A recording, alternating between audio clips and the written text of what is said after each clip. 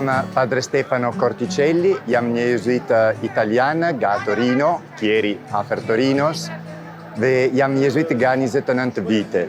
Tashti jetoj në Shqipëri, në Shkodër, dhe punoj për baritore në shkolles dhe për formimin njacianë të mësuesve të bashkësi edukuese dhe bashkëpunoj edhe në familji në Tiranë. Unë kam për zemër jetën e njerëzve dhe rritjen e tyre, rritjen e fe, rritjen edhe si persona në përgjithësi. Kam për zemër edhe që njerëz bashkëpunojnë, të njohin njëri tjetrin, të vlerësojnë njëri tjetrin dhe të formojnë një bashkësi të Krishte, por edhe një bashkësi me të gjerë. Por mua është lehtë të bashkoj misionin që kam marrë me thirrjen e jezuitëve, sepse në çdo mision dëshiroj të shikoj ku është api personin, cili është api që mund të bëjë, cili është api që është duke bërë, një hap për rritjen e tij dhe ta ndihmoj për sa mundem, jo vetëm. Dhe në Shqipëri kjo ka disa vlera të veçanta që janë vlera e kulturës dhe jeta e frymës që kanë njerëzit.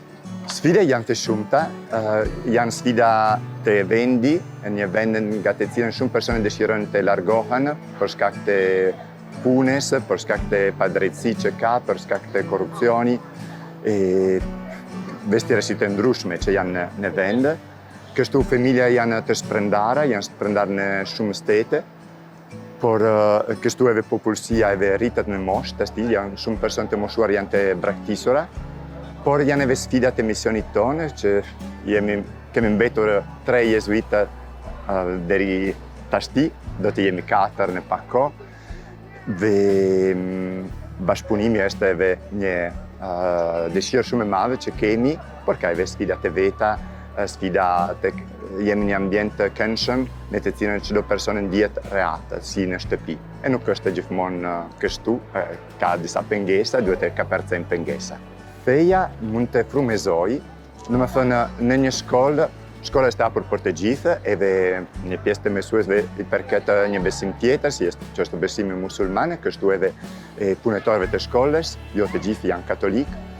Por është një frymëzim për të gjithë, sepse fton për të zbuluar ku është njeriu, çfarë është vërtet njerëzore. Jezusi, si Zot i mëshiruar, ka bashkëndar çdo dhimbje, çdo ankth, çdo vështirësi të njeriu e edhe çdo gëzim.